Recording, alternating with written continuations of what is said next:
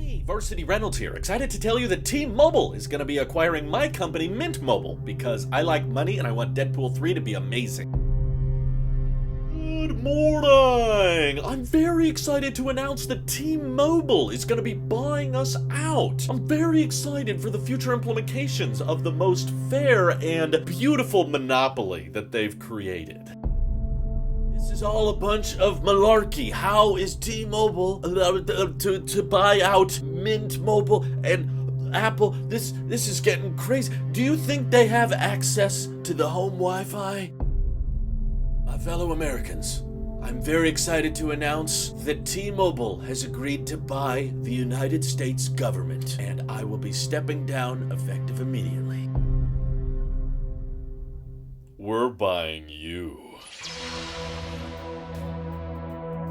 Feels a little silly every year when we keep talking about what's the next iPhone gonna cost, right? Maybe the 15 Pro starts at $1,000, maybe it starts at $1,100, maybe it starts at $1,200. Anyone who acts like they know doesn't. They're all liars. But truthfully, most people are not buying their phones unlocked. They're buying them a lot of the time through carrier contracts and oftentimes financing them on 2-year payment plans, maybe even more sometimes. And they're trading in their old phone and the prices are dropping more so into the what does this hardware cost you on a more monthly basis. And I'm speculating a lot in today's video, and if you don't like speculation, you probably shouldn't watch this channel because that's most of what we do here. But I think there's a very clear and definitive reason as to why Apple has not got into the carrier business. A lot of people think this is obvious, right? Like, Tim Cook has clearly been trying to pivot the company into more of a services brand, both with the Apple TV Plus, Arcade, Fitness Plus, Apple Music, yada yada yada. The services are endless because Apple knows that the hardware market is not eternal. They see a darkness at the end of this gravy train that is the iPhone profit margins, because every year the iPhone upgrades get more and more incremental. It's never been more abundantly clear in 2022 when the iPhone 14 and iPhone 13 even started sharing the exact same chip, same display, same ports, basically same camera, so many similarities, and Apple realizes this is likely where the future is headed because we can only get the bezels so thin on our smartphones, we can only get the battery life so good and the ports so fast and the cameras so bulky on the back that Apple knows, Tim Cook is a smart guy, that long term what's going to survive is the membership game. And that's why Apple's pushing for things like Apple Pay Later and trying to get you to finance your iPhone with 0% interest over 24 months because that's very reasonable and it's a low price. It's slowly disconnecting their customer base from the idea of trying to sell you on a $1,000 iPhone every couple of years because they know that's not going to work as the changes get smaller and smaller. But what maybe could work is if they get you into something like the iPhone upgrade program or Apple One, where you're just thinking, oh, maybe my membership goes up from $31 a month to $33 a month, and that makes sure I always have the latest and greatest hardware. Yeah, that makes sense. But with Apple pushing so much of their services, why then did Apple not want to get into the MVNO space? Do you think Apple has less money than Ryan Reynolds or Mint Mobile had in order to start a very successful MVNO that encourages savings by prepaid wireless? That's the one membership and one service that everybody who buys an iPhone basically has to have. Why doesn't Apple enter that picture? Well, it's because there's a lot of backdoor contracts going on between Verizon and Apple and AT&T. That's why all these big carriers are able to access the iPhone on launch day, and in some rare cases, they actually have the pre-orders go live before Apple's go live. It's because they're buying them in bulk and well in advance, which means less work on Apple trying to convince their customers. They can just sell the iPhone in bulk to the existing carriers, and they handle all of the cell towers, and they handle all of the account management, and then they work on trying to move Apple's own inventory. So it's a mutually beneficial relationship for Apple and the other carriers, which is why I don't think Apple's really ever gotten into the carrier business, is because they know they make far more money just selling iPhones in bulk to the existing carriers. But because it's so much easier for Apple to not have to worry about the account management or the cell towers or the cell service and that type of thing, I think the future is going to involve a lot less buying hardware and keeping it yourself, and a lot more just choosing an internet service provider. And I'm speaking very broadly with that. I don't just mean home internet. I don't just mean Xfinity or fiber. I mean basically what carriers do are providing internet service in the form of 5G and 4G. Hardly anyone's doing SMS texting or phone calls anymore, which is why why I just consider it an overglorified internet service provider. And many people are already buying their iPhones through contracts or through upgrade deals that those carriers are pushing, and now you're seeing a lot of those carriers try to rope you in because clearly they're losing a lot of people to the cheaper MVNOs, so they offer you something else. Like you get HBO Max through AT&T, or you get Apple TV Plus through Verizon, or you can get Netflix through whatever. But my point is, with the hardware scaling as high as it does, and Apple's able to produce tens of millions of iPhones that all are starting to kind of blur together, with the bezel shrinking, Face ID being standard, and USB-C coming around the corner. I'm not talking in the next 2 to 3 years, but in the next 10 to 20 years, I think the natural evolution of the smartphone business is going to turn into, you just kind of pick an internet provider, and they provide you with certain hardware. Maybe the business relationships get a bit closer between Apple and the existing carriers, and the carriers that pony up and pay Apple the most may start including more and more of those services, which we've already seen happen. So at a certain point, it might just come down to, if you choose Verizon, then that means you get the latest iPhone and you get Apple One Premier, but you gotta pay this once a month big ol' fee, or maybe they try to make it easier for you. It's just a daily price, so now you're paying $3 a day or $5 a day, which doesn't sound like a lot, and they'll try to push it on you like, oh, that's cheaper than most of your coffee that you're buying from Starbucks. It's fine. But that's just everything. That's providing you your home internet, that's providing you your hardware, and there's little plans on the side like, oh yeah, I want to add an Apple Watch to my plan, or I want to add AirPods or an iPad to my plan. Oh yeah, that just increases your bill from $5 a day to $5.25 a day. So it really doesn't feel like a lot. It's a pretty low number, and if you're averaging, I don't know, $12 or $15 minimum wage, then Apple's like, oh yeah, that's not even an hour's worth of work, and you've got all the greatest tech. But before you know it, you start realizing you're dropping like $200 a month on your internet service, which is covering all of your streaming.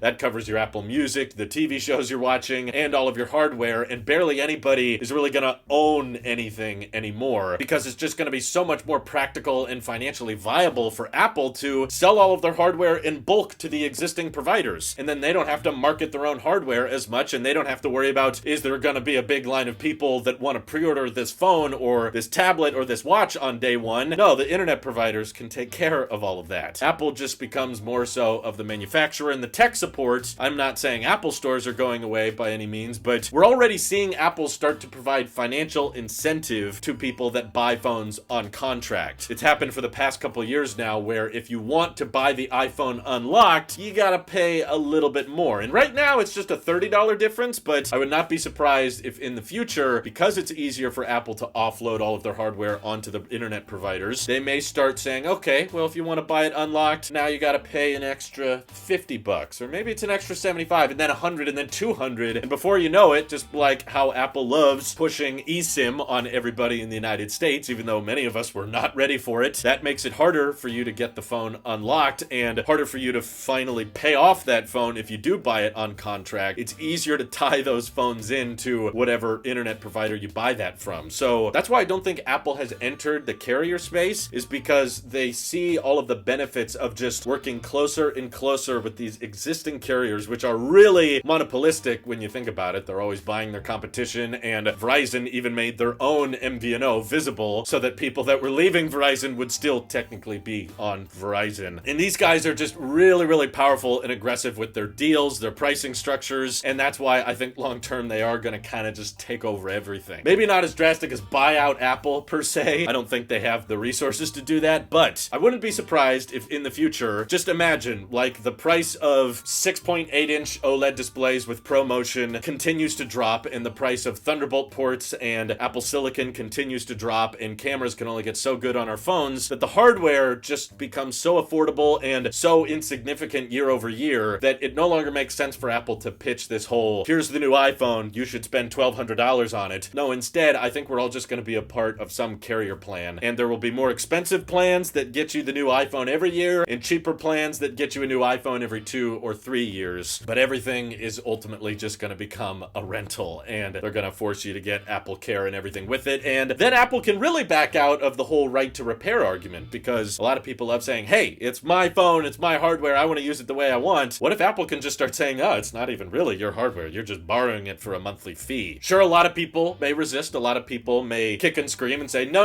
I won't do that, I'm just gonna keep buying my hardware, even if it comes at a premium and Apple charges you more more for buying it unlocked. But I think similar to how Apple got a lot of people used to the headphone jack and kind of switched a lot of people off of iTunes into Apple Music, and now they're getting people used to doing eSIM instead of physical SIM, and we got used to not having a charge brick in the box. We're gonna resist it first, like we do with all Apple controversial decisions, but probably eventually fall in line like the little blind sheep we are. But I hope I'm wrong, for the record. I would love for you guys to let me know in the comments if you see some fundamental flaw preventing this from ever becoming mainstream. And again, I don't think it's all gonna happen overnight. I think this is gonna be a slow, gradual process over the next couple decades. But what do you guys think? Feel free to let me know down below, and thank you to everybody supporting this channel directly. Seriously, helps us out a ton, as does just watching these videos. So this is your Alpship here, and I'll see you all in the next one.